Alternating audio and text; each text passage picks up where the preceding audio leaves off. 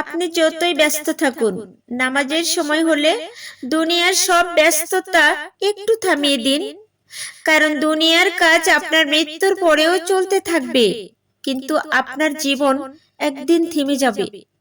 মানুষ আপনাকে ভুলে যাবে, আপনাদের সম্পদ অন্যের হয়ে যাবে, আপনার ঘর একদিন অন্য কেউ ব্যবহার করবে, কিন্তু আপনার আমলনামা আপনার সঙ্গেই থাকবে।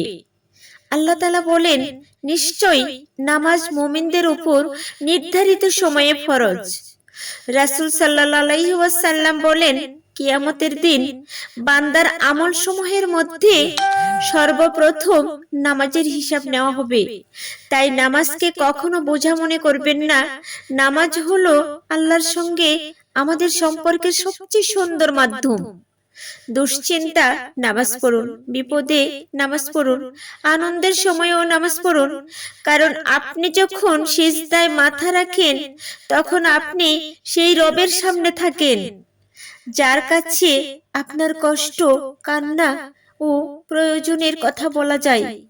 দুনিয়ার কাজের জন্য নামাজকে পিছিয়ে দেবেন না, বরং নামাজের সময় হলে দুনিয়ার কাজকে একটু পিছিয়ে দিন।